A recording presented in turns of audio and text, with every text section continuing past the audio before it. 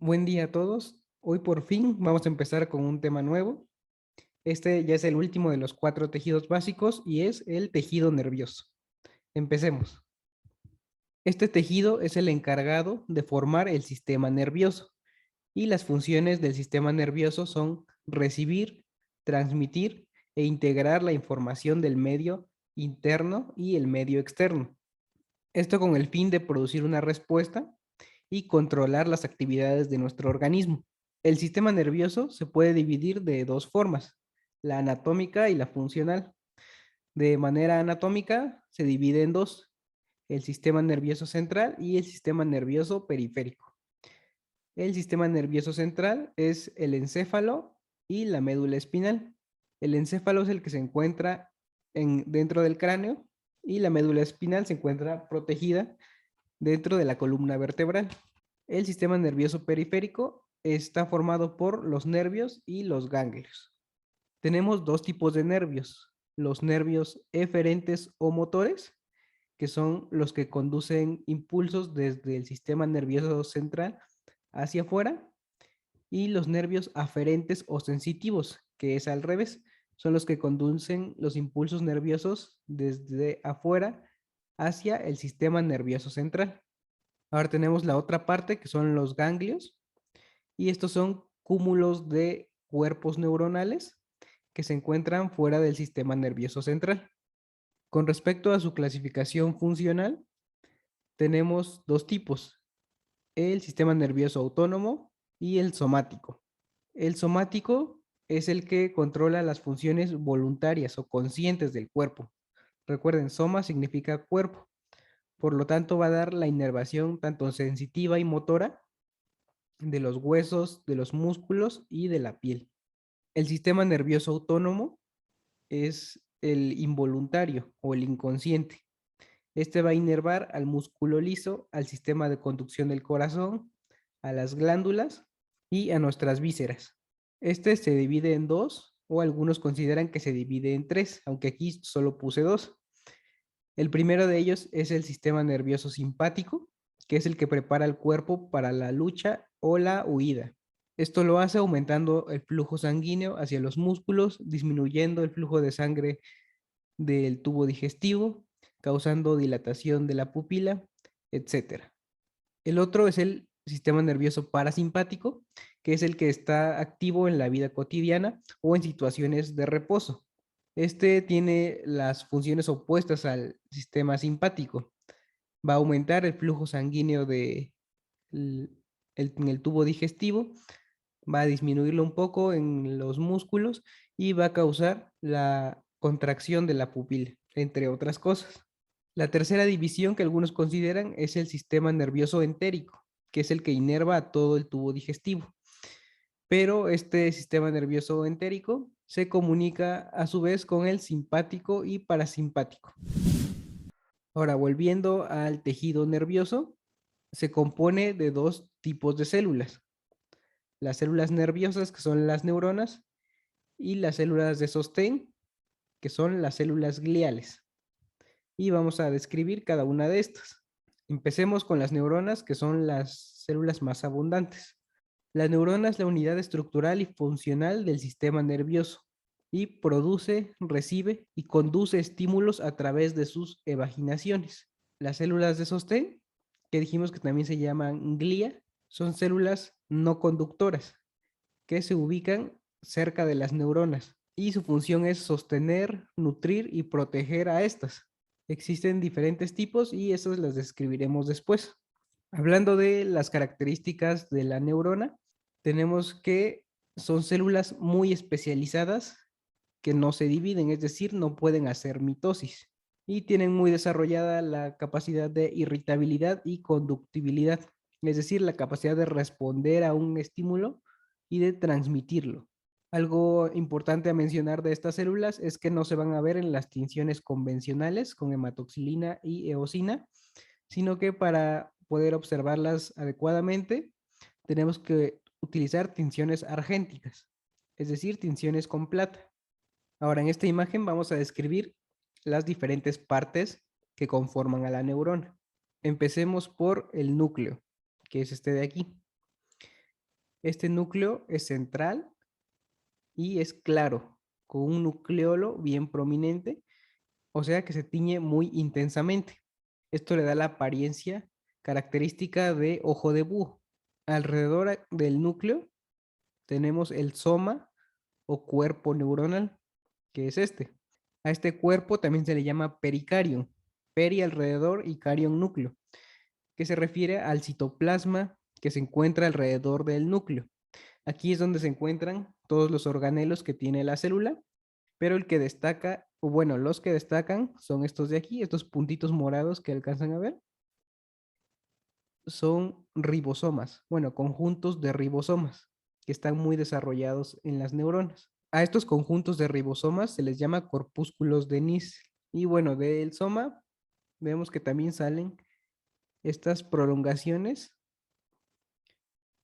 que son las dendritas. Vemos que son prolongaciones cortas y ramificadas. Estas dendritas sirven para recibir estímulos que vienen de otras neuronas. Las neuronas se comunican unas con otras a través de la sinapsis.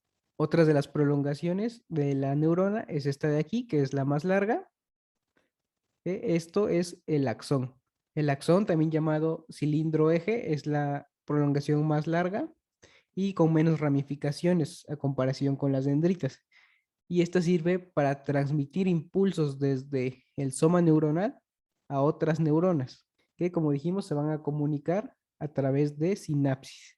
Algunos axones van a estar cubiertos por esto que vemos aquí, que es la vaina de mielina.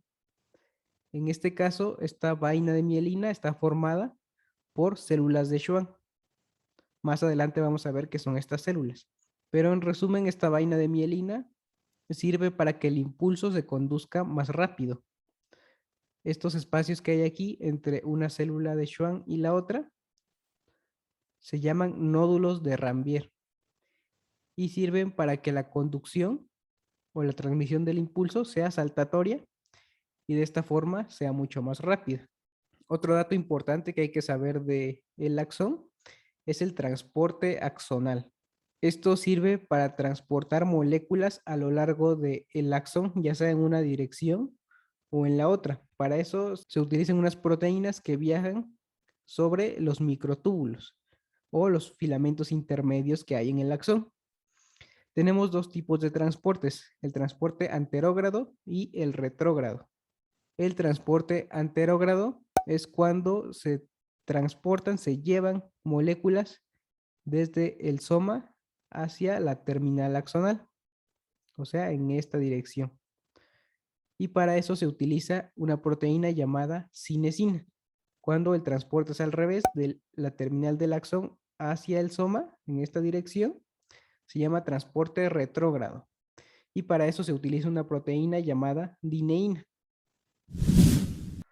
Ahora que ya conocemos las partes de la neurona, hay que conocer cómo se distribuyen en el sistema nervioso. Aquí distinguimos dos sustancias, o dos partes, que se le llama sustancia gris y sustancia blanca. Este es un corte de cerebro y vemos que aquí en la periferia se ve de un color un poco más oscuro. A esto se le llama sustancia gris y vemos que el centro es de un color más pálido, color blanco. Esto es la sustancia blanca. La sustancia gris está compuesta por los somas o cuerpos neuronales, o sea, todos los cuerpos de las neuronas se encuentran aquí. Y la sustancia blanca está formada por el conjunto de axones. Se ve de este color blanco o pálido por la mielina, las vainas de mielina que están cubriendo estos axones. Entonces aquí en el cerebro, también en el cerebelo, esa es la distribución. En la corteza, o sea, en la periferia, se encuentra la sustancia gris y en el centro la sustancia blanca. Aquí tenemos un corte de médula espinal y vemos que está al revés la distribución. Esta parte oscura con forma de H corresponde a la sustancia gris formada por los somas o cuerpos neuronales y la periferia es la sustancia blanca formada por los axones. Ahora, ya que conocemos las partes de la neurona y su distribución, vamos a hablar de su clasificación. Se clasifican según dos parámetros, su fisiología o función y su morfología, o sea, su forma. Con respecto a su función, tenemos de tres tipos. Las aferentes o sensitivas, que dijimos que son las que transmiten los impulsos desde afuera hacia el sistema nervioso central, o sea, hacia adentro. Y tenemos las eferentes o motoras, las que transmiten los impulsos desde el sistema nervioso central hacia afuera. A su vez, estos dos tipos de neuronas se comunican con una neurona intermedia, como un mensajero, digamos, que son las interneuronas, que sirve para conectar una con la otra. Vamos a ver una imagen para que esto quede más claro. Aquí vemos un corte de la médula espinal, las dos ramas del nervio, el nervio ya como tal, y aquí vemos un dedo. Entonces, ¿cómo se comunican estas neuronas aferentes y eferentes? Es lo que se explica en este diagrama. Aquí tenemos el ejemplo del dedo, como cuando te picas con una tachuela. Entonces, al picarte con la tachuela, se van a estimular tus receptores del dolor. Y esto va a enviar una señal a través de la neurona aferente o sensitiva.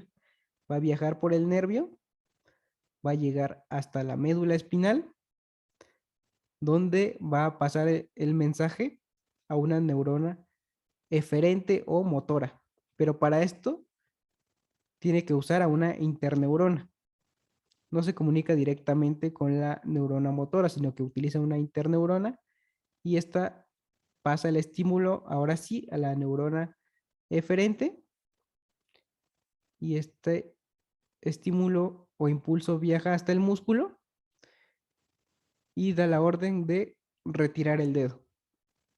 Así es como se comunican las neuronas sensitivas con las neuronas motoras a través de las interneuronas. Entonces, otra vez, se recibe el estímulo doloroso, viaja a través de la neurona sensitiva hasta la médula espinal, se comunica con la interneurona y la interneurona manda el estímulo a la neurona motora y finalmente se realiza el movimiento. Ahora, con respecto a su morfología o a su forma, tenemos tres subdivisiones, según el número de prolongaciones, según la forma del soma o del cuerpo y según la longitud del axón. Según la longitud del axón se divide en dos tipos, Golgi tipo 1 y Golgi tipo 2. Las Golgi tipo 2 son las que tienen un axón largo y las Golgi tipo 2 son las que tienen un axón corto. Y ya, eso es todo lo que tienen que saber de la morfología según su longitud. Según su número de prolongaciones, tenemos estos cuatro tipos. La unipolar, que es la que solo tiene una prolongación, y esto es cuando las neuronas están en desarrollo. Luego la pseudo unipolar, recuerden que pseudo significa falso, entonces es una neurona que aparenta tener una sola prolongación, pero conforme avanza esta prolongación se divide en dos, en una dendrita y un axón. Luego tenemos las bipolares, que tienen dos lados o dos prolongaciones, una dendrita y un axón, una que recibe el estímulo y otra que lo transmite. Luego tenemos las multipolares, que como pueden ver aquí, tienen muchas dendritas y un axón.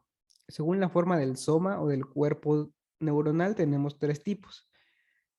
La de forma de copa o matraz, esta la vemos sobre todo en neuronas del cerebelo. Luego la estrellada, que es como la que vimos de la multipolar. Estas son sobre todo motoras y se encuentran en la médula espinal. Luego tenemos la forma piramidal o triangular. Esas también son motoras, pero se encuentran en la corteza cerebral y también se consideran multipolares. Acá vemos dos cortes donde se aprecian neuronas multipolares, esta de aquí, con forma estrellada. Vemos que tienen muchas prolongaciones y su soma tiene forma como de estrella. Esto que está aquí entre una neurona y otra es la red de dendritas. Y aquí también se encuentran las células de la glía, las células de sostén. En esta otra imagen vemos el soma de una neurona y este soma tiene forma de copa o de matraz. Y lo mismo aquí vemos diferentes células de la glía. En esta otra imagen vemos un soma neuronal con su núcleo característico en ojo de búho. Es un núcleo claro con un nucleolo prominente bien teñido. En este otro lado vemos una neurona, el cuerpo de una neurona piramidal, y esta está teñida con una tinción argéntica, una tinción a base de plata. Ya para terminar, mencionamos que estas neuronas se comunican unas con otras o con otras células a través de la sinapsis. Existen dos tipos de sinapsis, la sinapsis eléctrica y la sinapsis química. La importante es la sinapsis química porque es la que se encuentra en seres humanos y en todos los vertebrados. La sinapsis química se compone de una neurona presináptica, una célula postsináptica y este espacio de aquí, que es la hendidura sináptica. La neurona va a liberar neurotransmisores hacia esta hendidura o espacio y esos neurotransmisores van a unirse a un receptor en la célula postsináptica y este receptor va a abrir canales que permitan el paso de iones y de esta forma se transmita el impulso.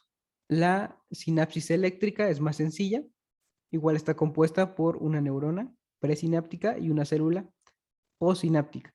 Aquí no tenemos el espacio, ya que una membrana se encuentra pegada a la otra y se comunican a través de uniones de hendidura. Estas uniones permiten el paso de los iones del citoplasma de una célula a la otra y de esta forma se da la transmisión del impulso. Y hasta ahí nos quedaríamos por hoy. El próximo video vamos a describir cada una de las células gliales o células de sostén. Nos vemos la próxima.